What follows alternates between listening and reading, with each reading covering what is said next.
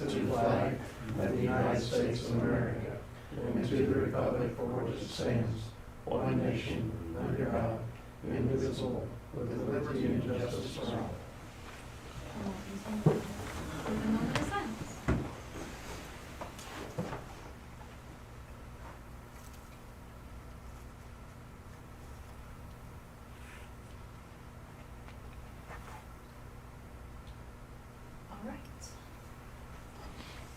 Okay, and you said Justin will be about 5 minutes? Yeah, he said it was 5 minutes. Okay. All right, we'll start with additions or approvals and to the agenda, or? Yeah, under personnel, mental health, the mental health school liaison, Sarah Eckstein.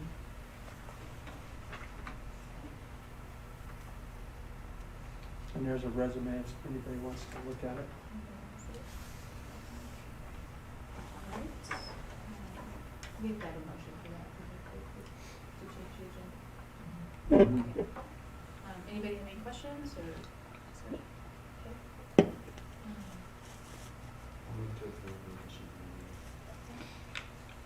Kelly seconds. Anybody opposed? Say aye.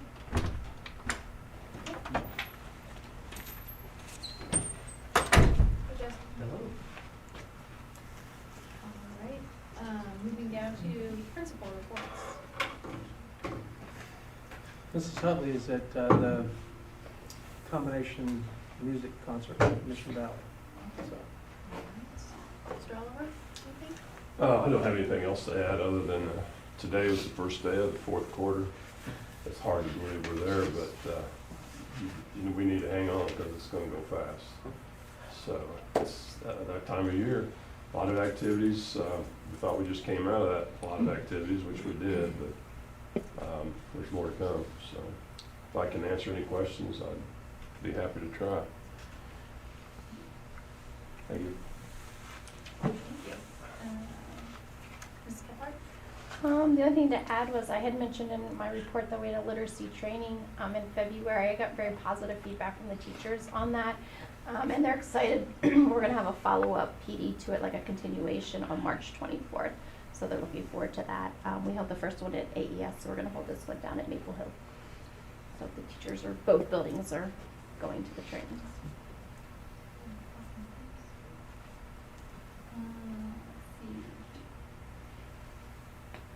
Josh, got anything?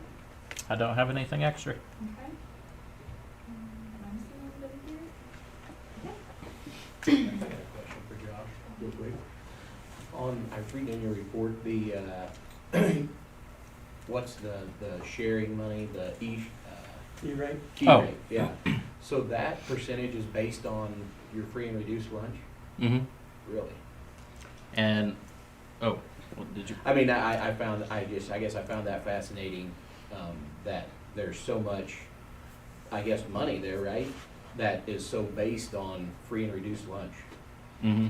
I think it might be important for our patrons to fully understand what free and reduced lunch means and how that affects our district budget and the added opportunities it brings.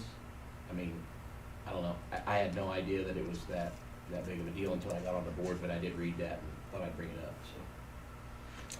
And we were in a bit of a confusing situation this year in that, or the last couple of years, that Kansas opted to, provide all students free lunches. And so a lot of families that normally might have signed up didn't, because they're like, why do I need to? Well, that rate at the which people fill out those applications still affects a lot of our programs that directly use that to determine how much funding we get, or at what, in the case of E-rate, at what percentage we can claim like reimbursement from our pool of funds. So it is important.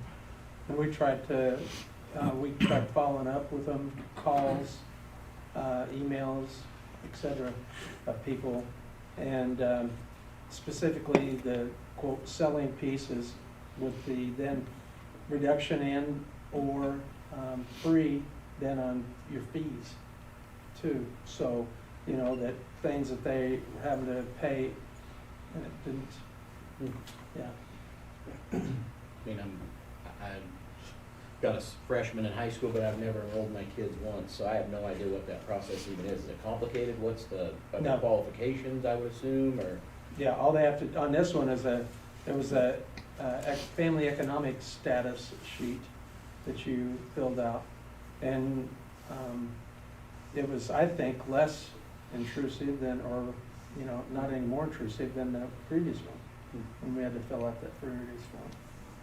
Because, yeah, before people were like, well, I'm not filling out, and then we tried to, there's two things. One, they won't say that you have to have people fill it out. In other words, it's like we put it at the front of the packet and made it so, look, it's one of those things you have to fill out, and they still didn't fill it out. But legally, we can't make them fill it out, or even try to make it, because we've looked at that angle too, that to enroll, you gotta fill it out, and can't do it. Is there any video we could put on our webpage or anything that would just explain what free and reduced lunch means and what it actually does for our district? I mean, there's a lot of dollars there that I mean, 10% swing in that deal is a lot of dollars to a budget. Yeah, I was curious. yeah. We can sure put something on there. Thanks, Josh, appreciate it. All right, so I guess we'll move down, unless there's any other questions or comments on that, we'll move down to the consent agenda and approval of that.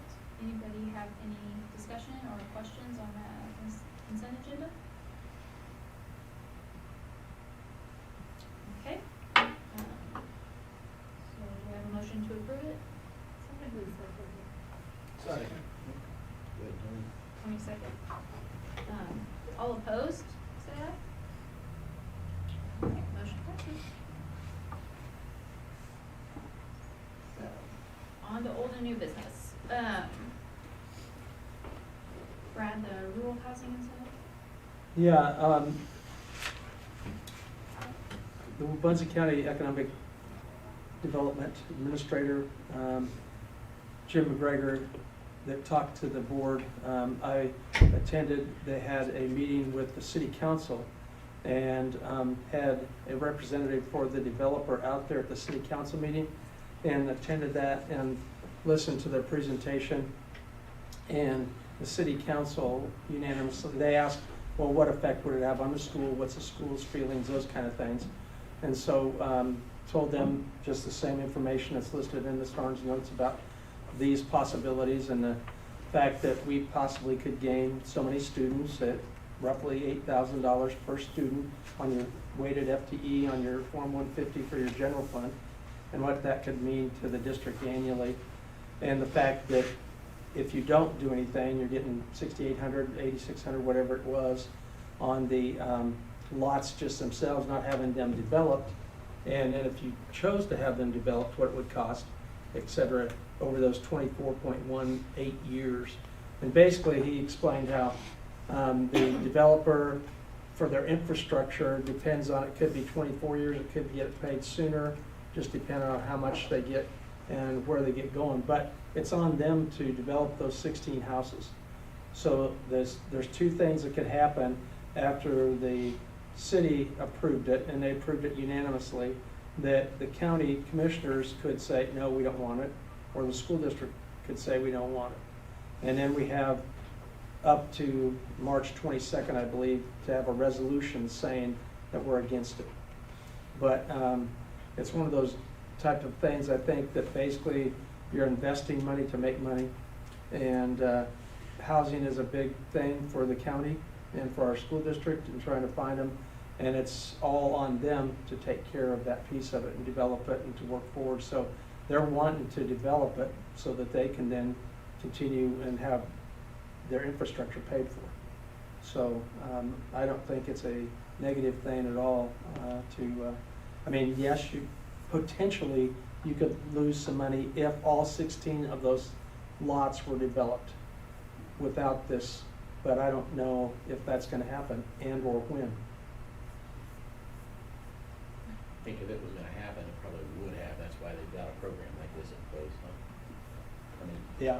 If it was naturally occurring, we wouldn't be offering these types of incentives, I suppose. Mhm. Discussion on that? Well, the state wrote this up, because the state isn't out anything. The state will get their money no matter what. School districts will get some, so they figured they would keep them from honoring, but the ones that lose out is our county for 25 years, or however long it takes. And if we don't look at it as a county, then what are the people across, they're all gonna look and point, why are they getting everything? And we're kicking in and doing our share, but they're getting by, and this developer is getting paid.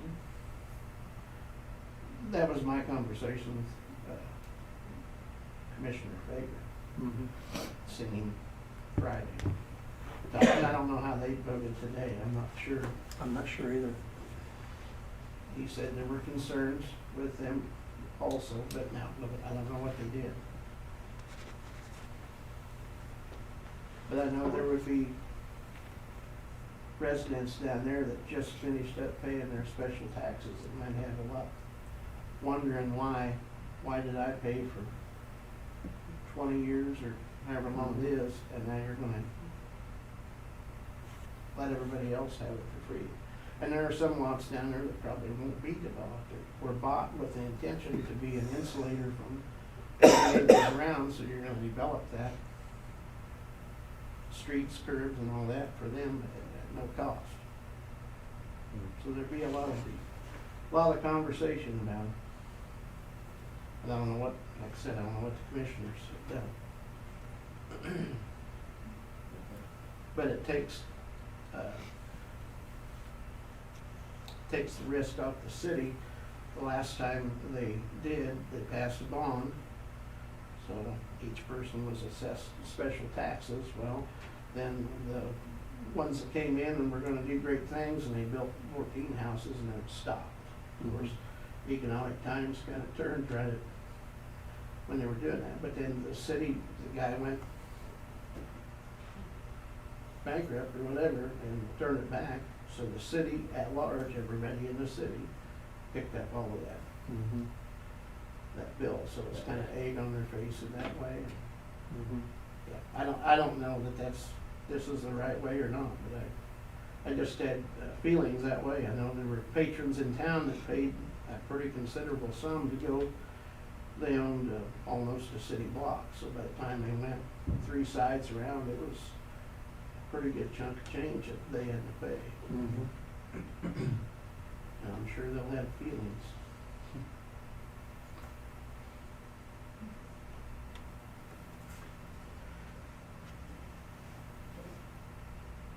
So there's not much we have to do except if we don't want that, then we need to come up with a resolution Yep. voting against it. That is correct.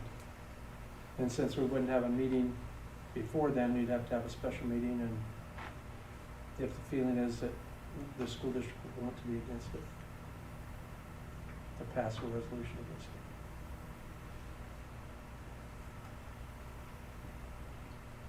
Otherwise, you don't have to take action, it just happens. Unless the county, Right, unless the county does the same thing.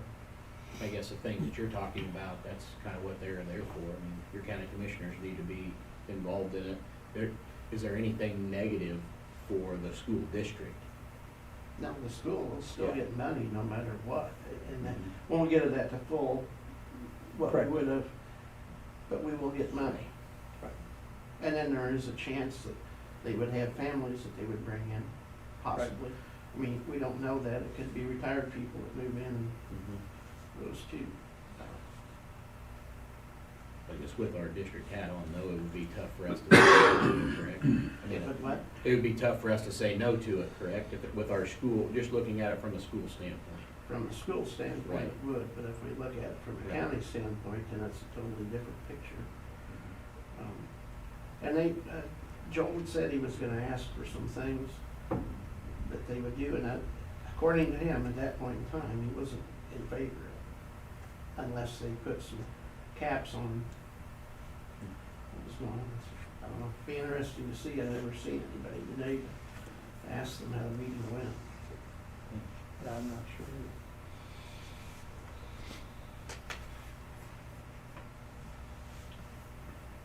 Anybody have any strong feelings one way or the other?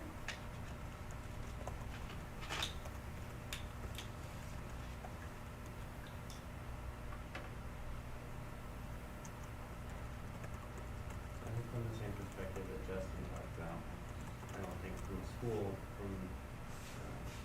from our perspective, I don't see any reason why there'd be necessity to oppose it. I think the county has bigger questions that probably will be raised, but I don't have an opposition to it, so.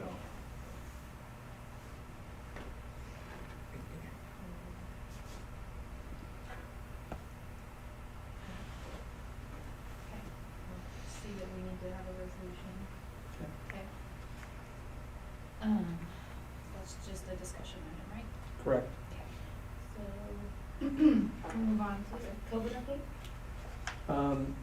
Again, over 2,300 tests administered, and all the testing is slowing down quite a bit. Well, not quite a bit, a lot.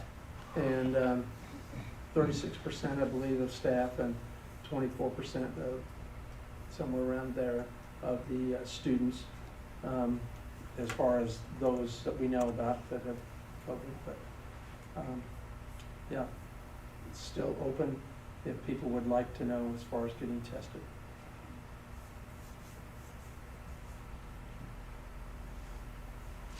Any questions or discussion on that? We'll move down to next discussion item, which is the bond discussion. Updated, the last time we'd had a meeting on the 1 and 2 locations, just as a FYI. And then in your packet are maps showing if we went to 1 or 2 locations, what that would look like, and the ability to do that. And we would have to have modulars or do something with classrooms if we chose to do that, which the board may choose to be able to do at any point in time without, just as a motion and action to do that.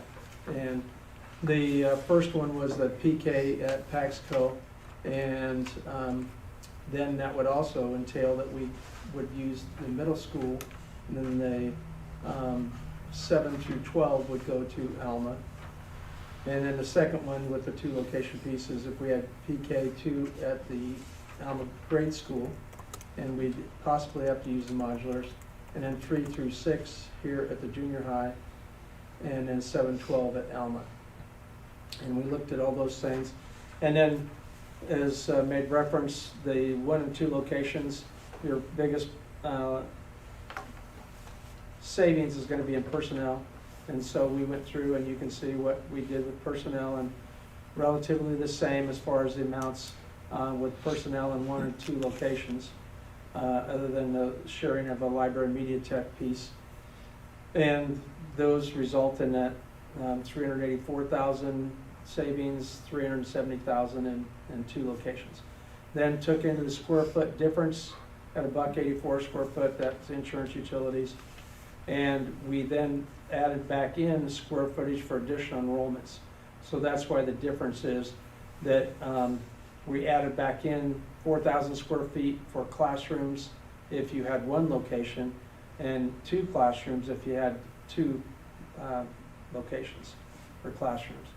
And so those were then the amounts as far as then the savings square foot difference by doing that.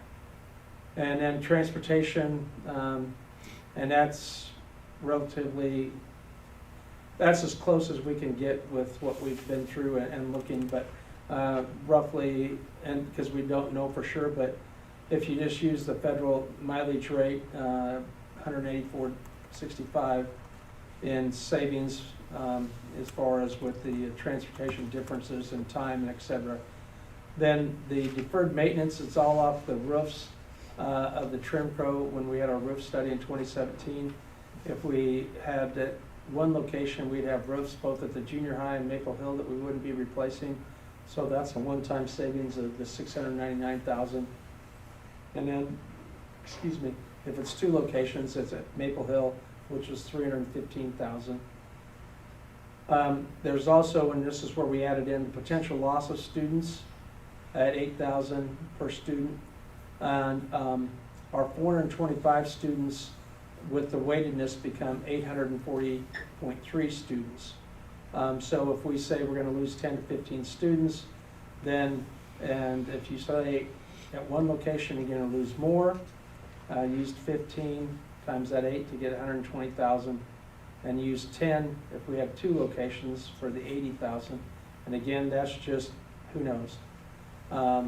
And then the total savings, then taking everything together, 352,000 annually at one location, 337,000 in two locations.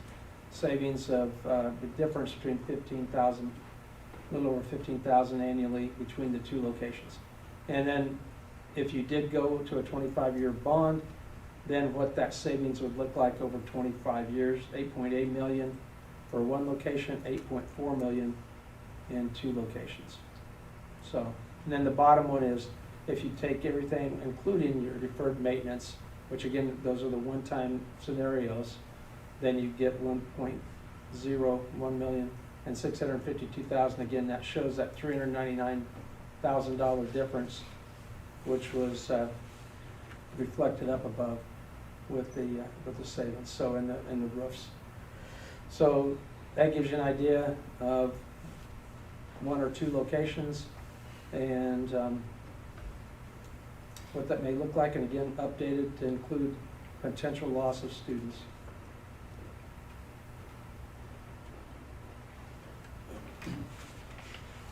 Any discussion on that? I do. So I spent quite a bit of time in this spreadsheet here over the last week. And I've always overlooked the deferred maintenance because it's a one-time savings. But it does not, the fact that it's deferred maintenance does not eliminate it from the need of our budget to be able to hold it, right? My point being is, we've built all these buildings across our district. There's a certain amount of maintenance, whether it happens every single year or it happens every 10 years or every 20 years, that you still have to be able to save up for in order to do it, i.e. roofs. You don't put a roof on your house every year, but you do on average every 20 years. And thus, the deferred maintenance that we're looking at is part of the reason why we started down this bond path, right? The deferred maintenance is there because we don't have the operating budget to do it. If we had the operating budget to handle the extra deferred maintenance, we wouldn't have a deferred maintenance number on this sheet. So I think that becomes a large play into how you make a decision, in my opinion, on to move forward with two locations or one location. One, if you choose to go with two locations, you must then know that this savings to your operating budget is not really what it says on here. It's actually less than that because you've got to save more money because you have more square footage, you have more roofs, you have more locations to have that deferred maintenance issue. Otherwise, 15, 20 years down the road, we're going to have another large deferred maintenance bill, if that makes sense. So the last meeting, we brought this all around and we said, okay, financially, what's the impact of the difference of these? Well, that $700,000 divided by a 25-year bond is $28,000 a year in deferred maintenance that must be taken care of in our operating budget before the patrons really understand why. That's been a reoccurring question, is why don't you have the money to repair the roofs? The reason is because we've been spending it on salaries, wages, heating, air conditioning, buildings, instead of being able to put it into our capital outlay to use it. Is that accurate? Yeah, and you're exactly right. Capital outlay monies in the past, that were general fund monies, have been shifted to capital outlay because we didn't have enough money in general fund to run it with salaries. So we put salaries into capital outlay out of general fund that are supposed to be there. Correct. And across the board, we've had discussions about school bus driving pay. We were at $10 an hour 3.5 years ago. You can't hire anybody for $15 an hour today. That's where we're at today, and you still can't get bus drivers. Cooks, same way. And until we as a district are able to address those things financially, we should look at the ability to save as much money as we can. That's $28,000 annually. With the $15,000 that you projected as other operational savings, that's $43,000 a year that we are willing to leave on the table, walk away from, because of the location of our buildings. I think that is a huge number, times 25 years. But it shows for itself. It saves an additional $500,000. I didn't come up with the numbers, I'm just stating them. I want to make sure that we're looking at that, because deferred maintenance is one of the reasons why we're here today. And if we don't work on a reasonable budget that's going to get rid of the deferred maintenance issues, the patrons that I talk to are going to be holding me accountable and saying, why are we doing this bond if it doesn't fix your operating budget to where you're coming right back to me to borrow more money? Whether it's to build another school or do improvements versus us in the rears, we're just trying to catch up facilities. There's a lot of other school districts out there doing bonds that are making huge strides for improvements versus us saying, my God, we just have to step back and collect our thoughts again before we know what do we. We've been very good the last couple of years about buying buses, but our buses fleet has been one of the longer aged bus fleets in the Mid-East League. So I just think you guys really need to consider the fact that we're walking away from so much deferred maintenance money by going to 2 locations. The last thing I'll leave you with, and then I'll be quiet. This 10 to 15 students' potential losses. I think that those numbers, rightfully, I guess not rightfully so, but I understand the reasoning behind making them different. But that's $40,000 additional difference. And I guess I would argue that if you move your K through 6 to all one location here, whatever town it is, this situation says Paxico. I'm not Maple Hill, Paxico, or Alma type. I actually live in the country. It doesn't bother me what town it's in. But I believe that number is equal no matter where you move these schools. We move them from Maple Hill, Paxico to Alma, we're going to lose the same amount as if we move them from Alma to Paxico and Maple Hill. So I believe that this budget is $40,000 skewed on the fact that we have one location being heavier than 2 locations. I still believe you lose the same amount of students. If you want that to be 15 and have it be 120, that's fine, but put it 120 on both scenarios, not on just one scenario, because I believe you lose the same amount of students either way. So either you drop the one location by 40 or you increase the other by 40. Either way, in your scenario, it's a $40,000 difference, which takes your $43,000 that we just discussed to $83,000. Those numbers are not numbers that I believe we should walk away from as a school district. So, I yield. Any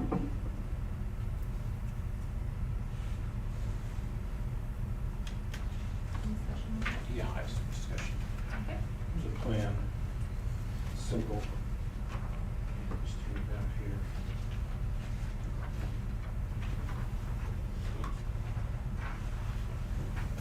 Thank you. And I have a motion to put this forward on November election. And the costs are I'm gonna say are really close. We can get HTK to come in and move them up or down. I still think it'll fit in 15 million. And everything goes in Alma. And so I move to move forward with this for a November bond election.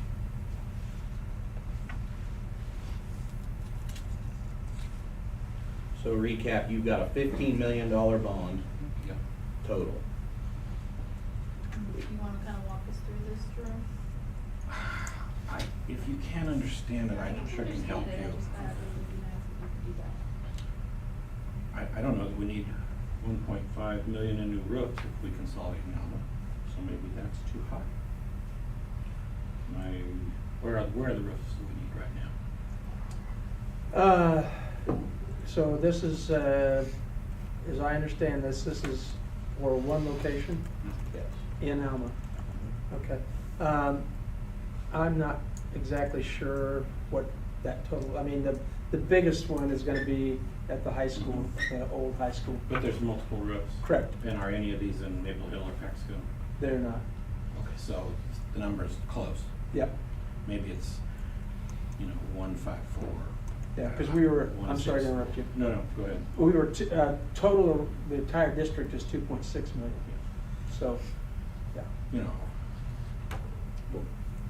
mean, not to be, the numbers are, you can argue about them being off 500,000 either way. Right. The issue comes down to the fact that it's a $15 million bond to bring facilities up to current, to add room at the elementary for the junior high and all the elementary there, remodel the high school building. Rooms on the east end of the elementary school for possible football lockers, and remodel the ag shop. And a new basic gym. There'd still be 3 gyms then. Right, true. Yep. So, And maybe that gym costs more than that, but I think, like Justin said, I'm sure there's close enough to be adjusted within $500,000 to get everything included. If you need 400,000 more on the gym, probably do 100,000 less here and there. I don't see it as an issue. These are numbers we've all seen over and over on those list after list. you took these off of all those numbers. I mean, you looked and said, Rough memory. yeah. But prove me wrong. Prove me wrong. I'll second your motion, Jerome. Okay. Been moved and seconded, is there discussion?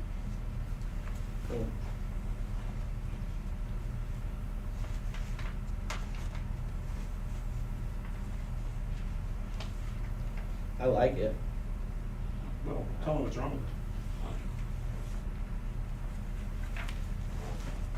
I think the $15 million number is what people have been discussing, that they are willing to support. I think it's what our taxpayers will support. I go back to my previous conversation at the last board meeting, that if 15, which is presented here, 15, 16 million, what I said last time is a number that that our patrons will approve. Doesn't matter what we approve here, it's actually a patron decision, but if that's the number, we have to consolidate. If the number's 20, 25, 30 million, if the number's 60 million, you move it wherever you want, but that's not the number. And so I go back to the fact that when the patrons told us our number was too high, in a roundabout way, they told us you've got to consolidate. They might not have really come out and said that, but by looking at the efficiencies of our operating budget, there's no way to get it efficient enough to last another bond cycle without consolidating into one location. That's why I support this. I like it. So, I'll vote for it.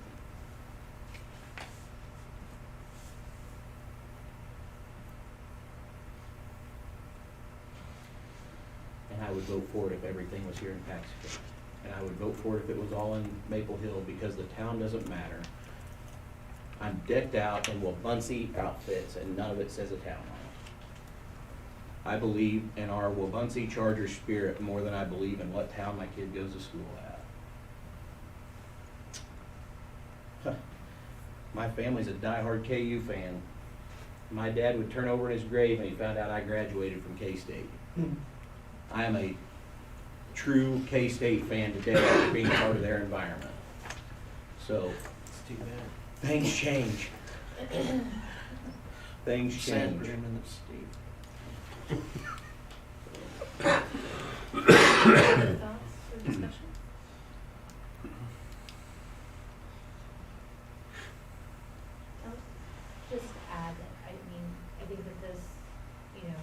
numbers can change, some things can change in there, but the basic concepts of, remodeling the ag shop, having a third gym available, not having modulars are all great things that I think that we should work towards. This is a hard one for me.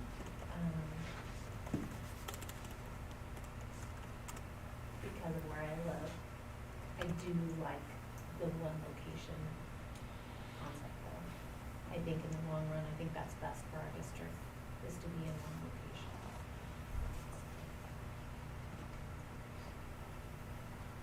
And I think that, you know, as a board, we've got to put another option out there for the patrons to react to, and hopefully everyone can get behind at some point, or at least the majority of people can get behind at some point.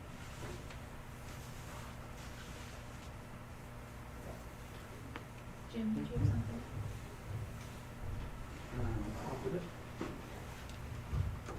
I guess just based on my conversations with community members, input that we've gotten from strategic ASA, and the work that was done from them, I can support this option, just based on that information. I think either one location or two locations are viable solutions. I don't think it's a one option only situation that we're in as a district. I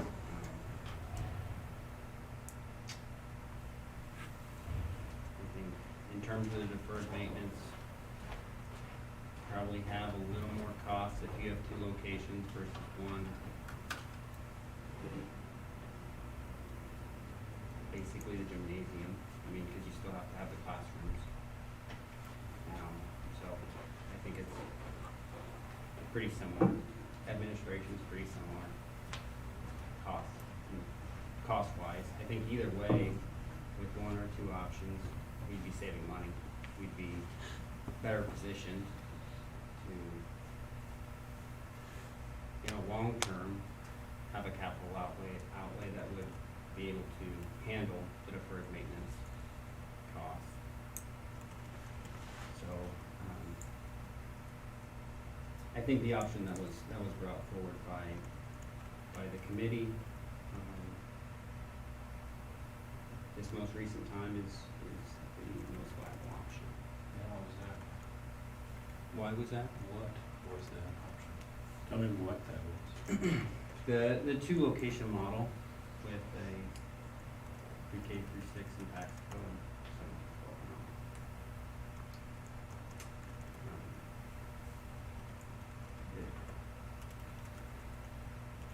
it's what I've found that's gotten the most widespread support for locations. Like I said, that's from my discussions.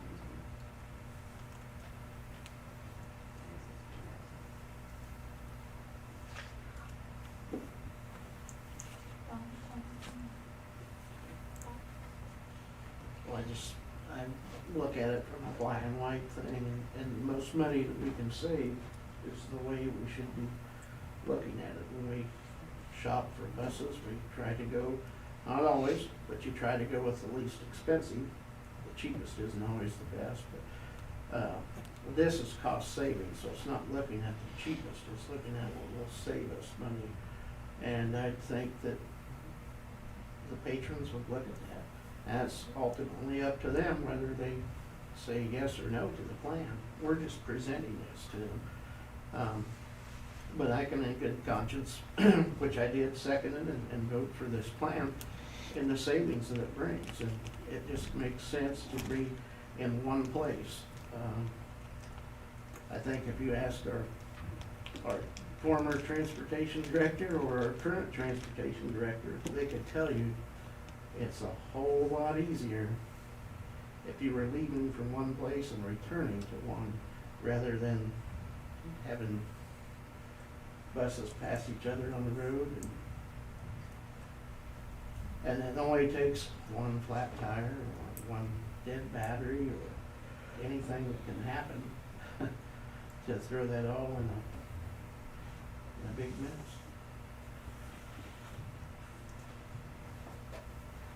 Any thoughts on that? My only thought would be black and white's fine, but people don't generally, some of them do, don't vote off black and white, they're gonna vote off emotion. And emotions will be high, they're going to be really high. And it'll start at McFarland Road and it'll come this way, and it will be, it's not, from what I've been told, there will be, just like there was in Alma last time, there was a group there, there was actually people around here too, because of the number, multiple reasons, I can't pin, there was multiple reasons, everybody had their own reason, which is fine. But I just think the divisiveness that this will cause will be interesting. I think, and I could be wrong, I could be totally wrong, this is just what I've been told by my patrons and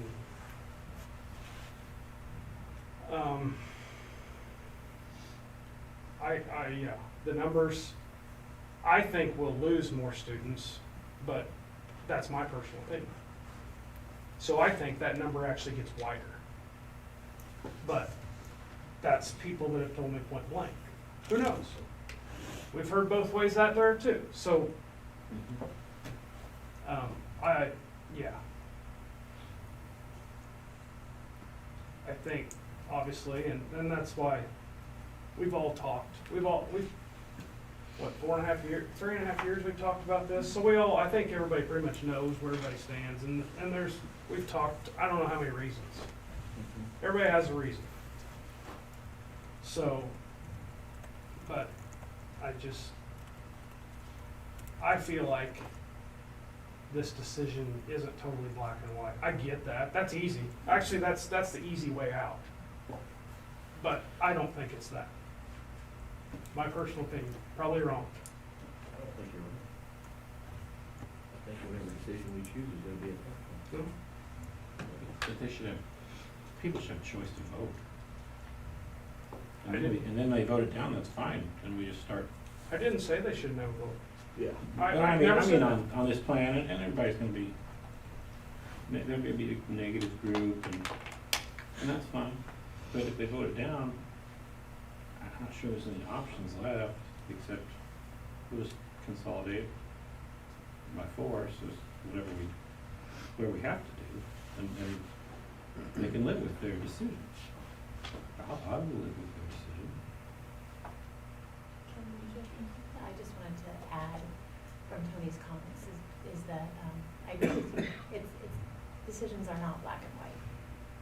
They influence them, but they're not necessarily black and white. And the previous bond election that we held created divisiveness in that. So I think that any bond we put forward will create that again, at this point. It's just to the level of that it will create.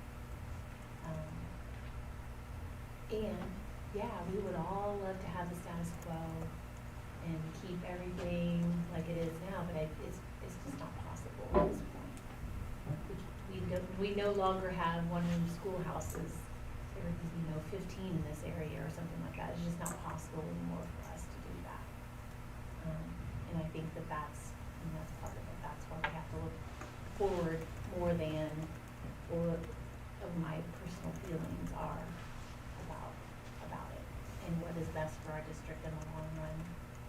Hopefully, we're making a decision that will impact it for a long time, and that's, it can't just be. People need to look beyond, well, what is it going to do for my town? I'm trying to look at it as a district as a whole. If the surveys we sent out, like Jim talked about, did anything, they were 48, 52, 52, 48, 51, 49, 50, 50. I mean, that's the divisiveness that you're talking about. I mean, everything that we have done has brought back a 50-50 split on any decision. The last bond failed by, 300 votes. I mean, it was a tight race. I don't remember the numbers, so don't quote me on 300, but a point again that whatever we decide is going to be very, very split. We are the only unified school district in Wabunsee County with declining enrollment. The other unified school district is now larger than us, and they have a combined K-12.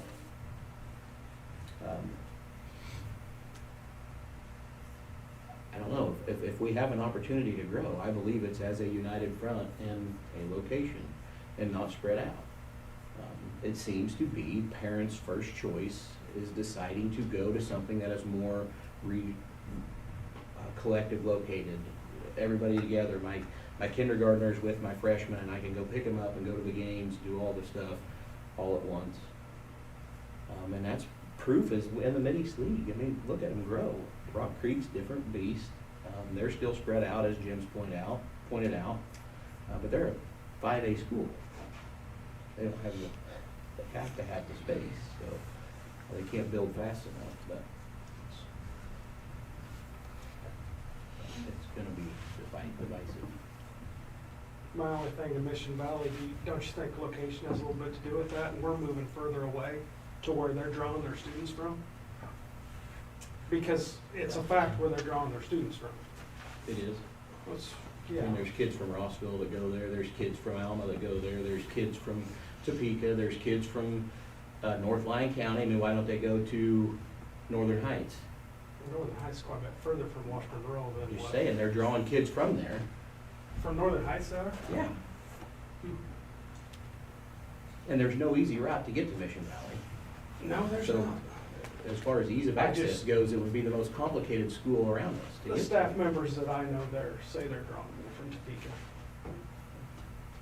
We should be drawing some from Manhattan pretty quick then. Let's get closer to Manhattan. Okay.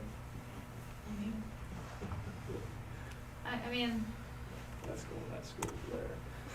Yeah, they're gonna get too big too. But we all know the middle of the district is just near Alma. It's much nearer Alma than it is Paxico. The center, geographical center of the district now, maybe not the population center. But it's not like we're building across the street from me.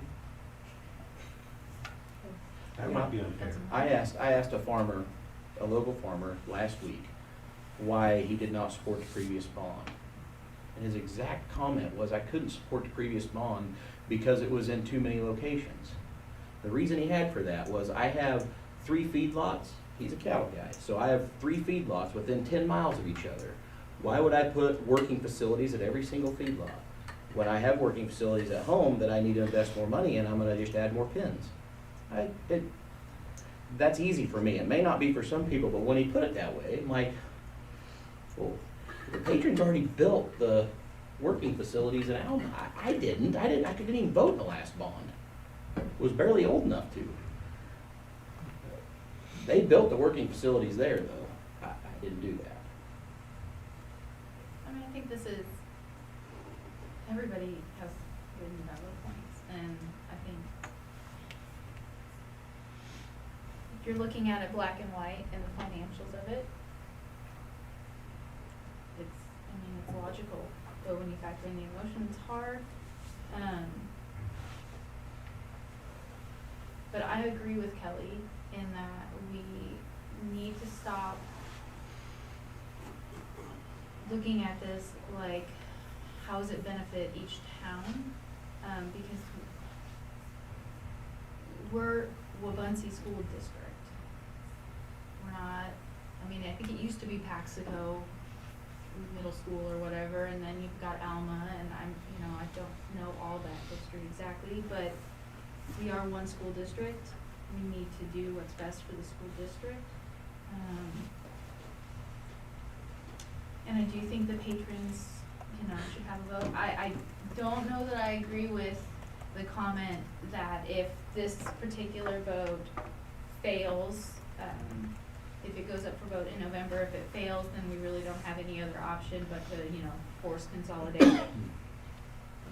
Because I think we do have to Jim's point, two viable options. We have two viable options. We have the two locations and we have the one location. With the 50-50 split on every vote that we threw out there and every survey we threw out there, that was a viable option too. If this failed, if this goes up for vote and it fails,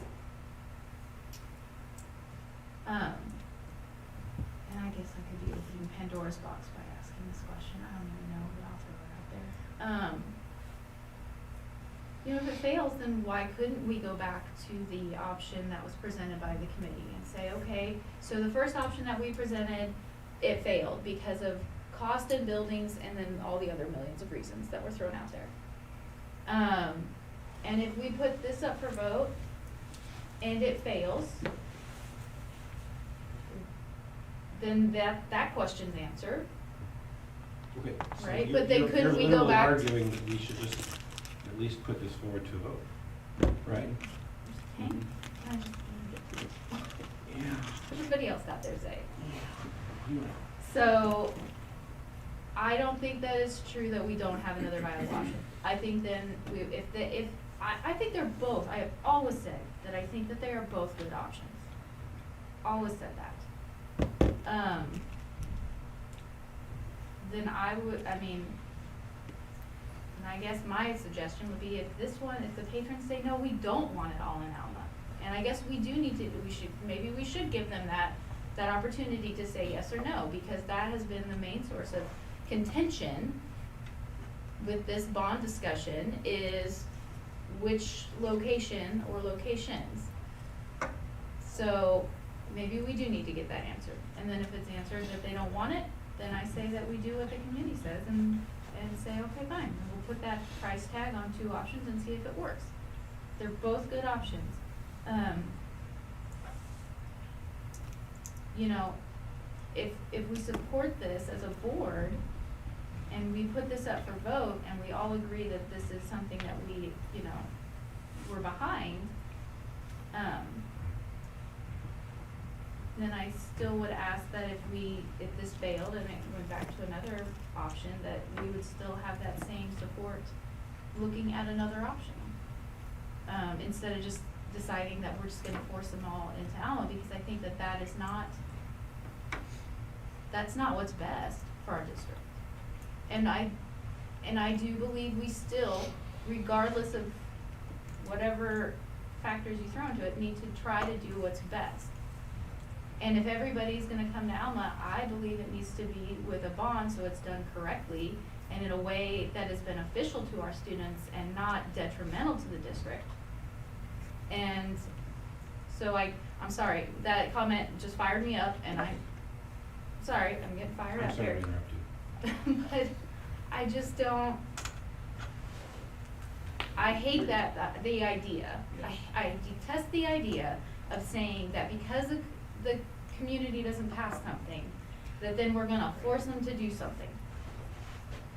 They're gonna force us to do something. Then it forces us to. And I would argue with your viable option and Jim's viable options. One costs less, clearly. Mhm. We all know one location will cost less over 25 years. We all know that. You're both speaking as a viable option is, well, this might pass or this might pass. So that means this is viable and this is viable. But that's not what we're talking about. We're talking about, we know the budget problems, the voters do not.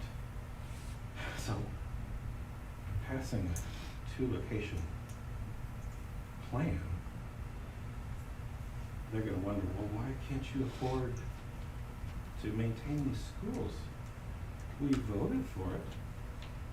Well, we've done this, twice now, and we still haven't learned our lesson. And they're not viable options because we know they're not in the long term. They don't know that. So to say that they're equally viable is just not. That's my opinion. That's fine, that's fair. And to say that, even to say it's a value judgment, to say they're what's best for the district if the voters vote for a two-town solution. Plan, I should say.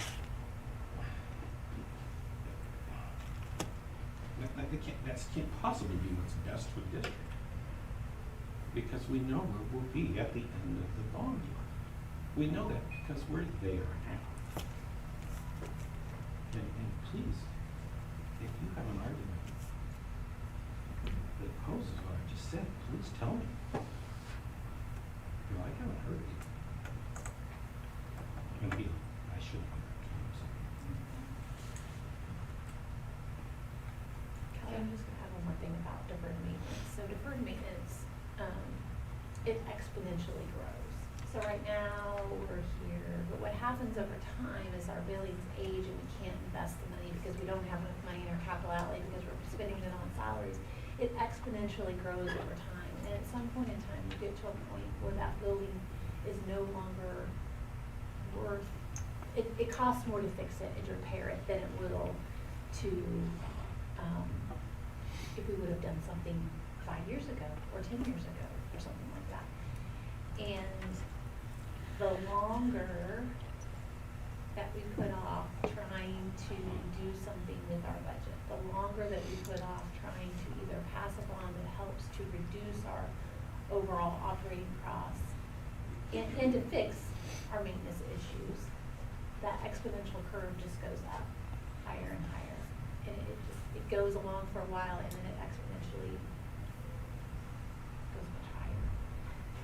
And actually what we should be spending according to standards, what I know, well, here's what I know about it.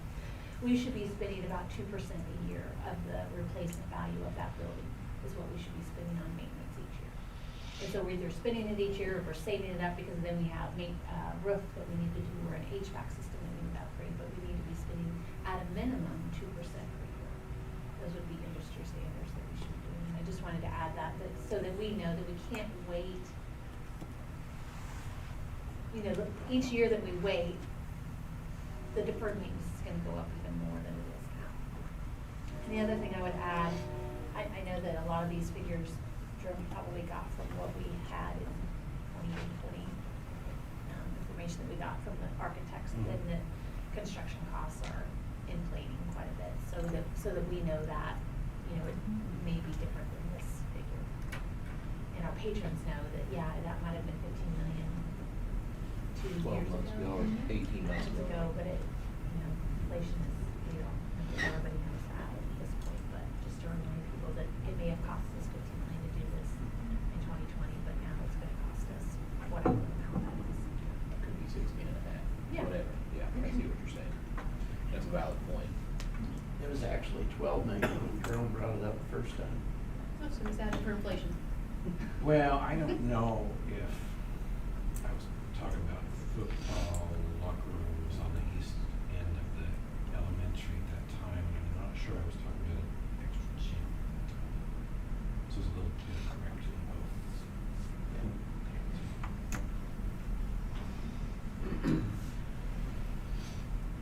It's been moved and seconded Yeah, again. just been moved and seconded. So, is there any more discussion?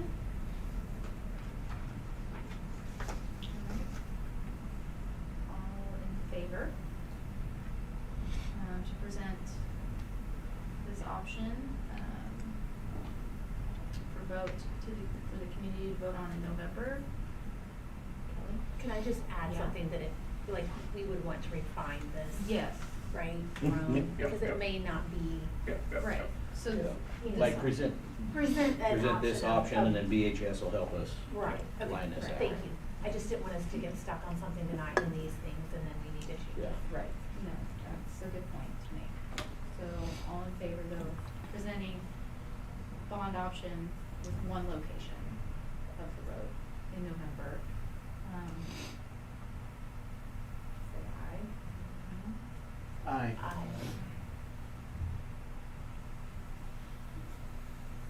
That's, I'm sorry. All opposed? Aye. Jim, any opposed? been approved.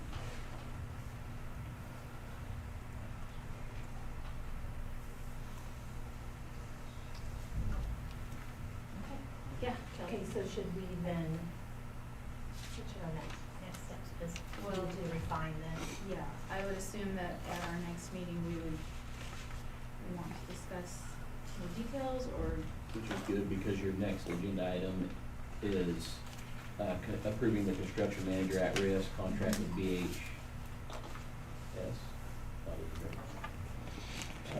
BHS, not BHE. Oh, Okay. Yep. So anyway, my point is though, is that, I guess next steps would be to get them involved in what we discussed, and they can finalize some numbers to be discussed at the next board meeting would be what I would suggest. right, would we also be, Brad, involving HDK, is that not a possibility? Yes, okay, Mhm. so maybe, Either through VHS and/or, if you remember, VHS then started going through the stuff and then could bid based upon what HTK was giving them. okay, so maybe we contact them and see if we Yeah. can't get some estimated numbers Sure that can. we can work on, refine this a little bit, start that process. We're still technically contracted with Yes. So, may we move on? Okay, next would be approved construction manager at risk. Did you have anything on that, Brad? No, it's just an official quote contract. We We've already- selected them, but it's actually signing the contract. I so move. I'll second. All opposed, say aye. Okay, motion passed. And the next one would be Paxico Middle School, Brad. Just as far as for putting it up for sale, and did talk to Steve Murray about being the representative and what that would look like, and he agreed to do that. And he said he would do, dependent upon advertising and how long it took, because his percentage as far as commission is based upon advertising.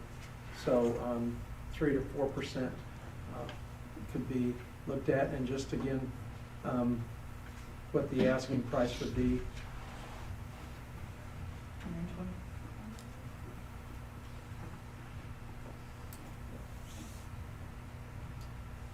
So we just need to discuss whether or not we want to do such. Any discussion on this? Was it recommended by the HCK? I don't remember if we, did we get a recommendation from them? I feel like we got a response saying that if we had plans for a potential bond, that, Right. and maybe that's the, is that correct? Yeah. Recommendation, that's the Well, people. I thought the recommendations were that if we had a buyer, she'd lean towards us going ahead and selling it. If we were gonna try and pass another bond, then there might be the possible need to have that extra space, or they would, or like as in, I think the last bond was factored into, there would be a cost for some temporary spaces for kids. I don't think that she recommended we keep it if another bond is being put up for a vote. Do we know what the costs associated with temporary classrooms? Well, we sold the one for $2,400.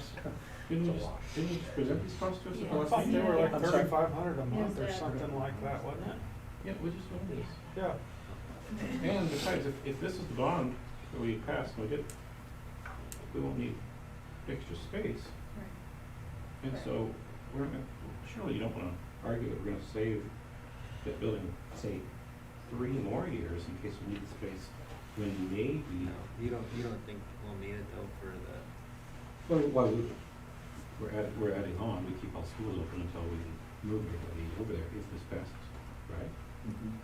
I would hate to keep it and continue having a building that the maintenance costs are gonna continue and it's gonna just deteriorate though, if it's not being used. And we have somebody I think that's interested, I my opinion. So is that an action item? Yes, it is.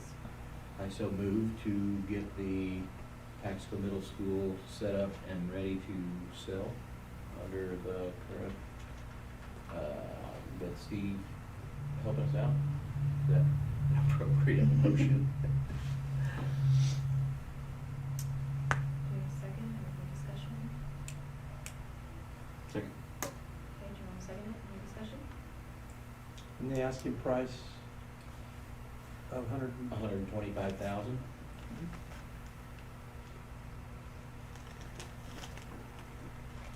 All opposed, say aye. Motion approved. Kelly, can I say something?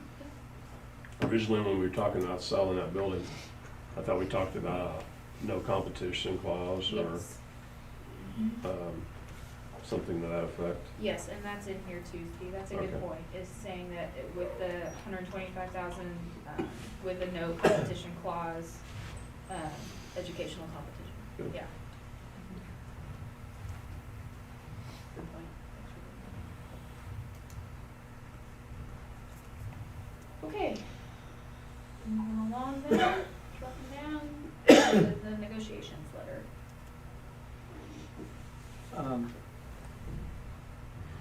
Standard things that we do have to negotiate, amount of work, as far as hours, amount of work, reduction in force, if that's a scenario, salary and wages. Health insurance, we already have met and talked with them about and have changed to the, dropped the Green Bush plan and went to the Blue Cross Blue Shield Gap plan. So that's the things that would be included in the letter. Any discussion or questions on We just need to have Justin sign it as. Or use your stamp, whichever. I'll provide that. I'll do the wet ink. Got it. that? All right, well then, down into personnel. There's one other thing I messed up. I didn't get on their grounds fertilizer grub control on the agenda. I see it was discussed in the packet someplace, but I didn't see it. Yeah, I failed to do it when we were changing the agenda. Can we add it? Yeah. Yes, and the reason I say that is if you have something that comes out of negotiations and somebody, or negotiated, executive session, thank you, that then they can say, come out of executive session and make a motion, so, yeah. I moved to add groundskeeping to the consent agenda. To the regular agenda, To the regular agenda, Yes, sorry. that's fine. Yeah, consent I agenda. second. Might be a little rubber stamp there. Justin seconded, discussion? All right, all opposed? Unanimously? True Green has been, who's been doing it in the past, and Dustin Severs, who's been doing some work for us, has asked, and he's starting a business with that, and basically, long story short, when it all came down through everything, about $40 difference, that he was a little higher, $40 worth, and wanted to keep things local, and I think we need to do that with our local patrons and taxpayers. So would recommend that we go with Dustin Severs' bid for the grounds fertilizer grub control. I moved to use Dustin Severs. Second. All right, all opposed, or any discussion, I'm sorry. All opposed, say aye. Motion carried unanimously. Appreciate that. Okay. Now moving down to personnel. No, other than I did remember to get Sarah on there as school mental health liaison. One thing I would say, just quickly, that on our positions, we went the standard way with newspapers and those kind of things, a website, all that kind of thing. And I don't remember the exact one that we had before where we went to O for transportation director position. And we advertised in the Topeka Journal, which then as a part of that, it included Indeed. And Indeed is then what we have started using on some of these other positions. And it's a little more expensive, not a lot, just depends on how much you use it. Some it's by day, some it's by application. But long story short, then it's helped us to get some good people. I mean, we had 11 for the school mental health liaison position, quality applicants. So not all of them showed up to be interviewed, which happens, I think, on a regular basis with jobs right now. But anyway, we got a great candidate, and so just wanted to let you know that if you see, well, we're spending quite a bit more on these advertising or things, but we backed off some of the paper stuff, so to do that. So, and we're moving forward with positions like bus driver, like food service, and again, getting them to show up to actually interview. But we're getting interest. So we schedule them for interviews and then they just don't show up? Correct. Yes. It's not just here. Okay.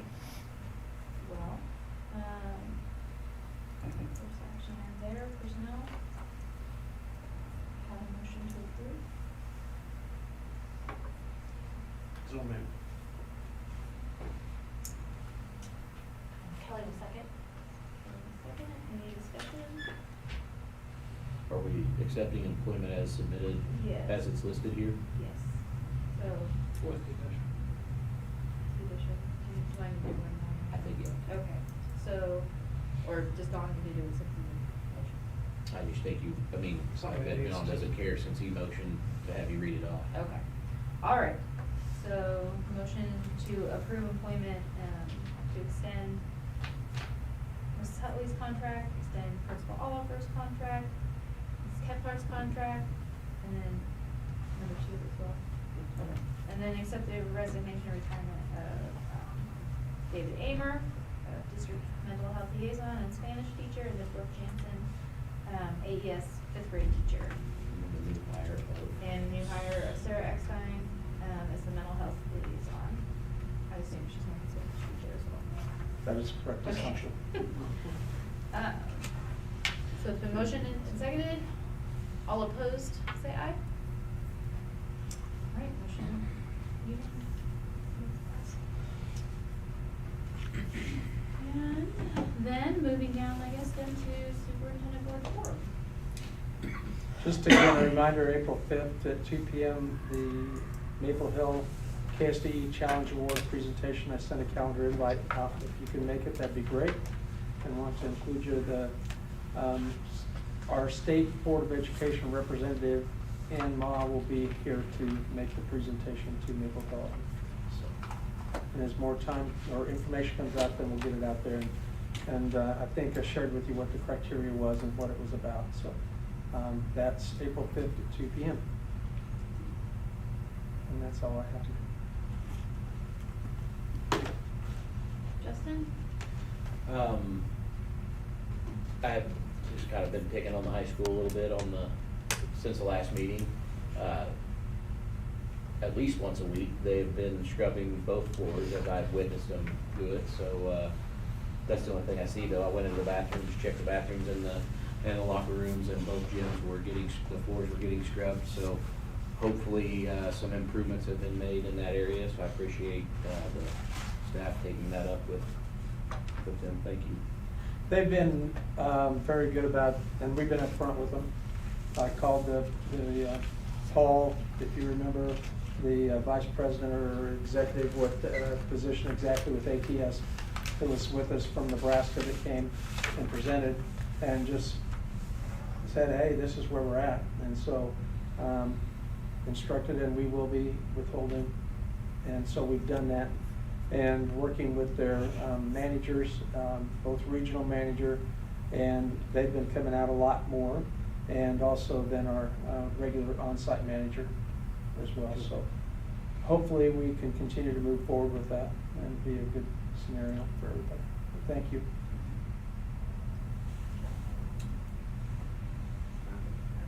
Tom? Tom? Tom?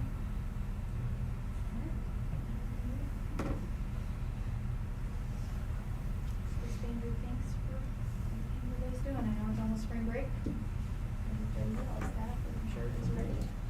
So. Think that. And like Mr. Oliver said, the fourth quarter, snap your fingers and it's gone. Fast after spring break. Alright, well, then all I need is a motion to adjourn. Absolutely. I second. Okay. All opposed, say aye.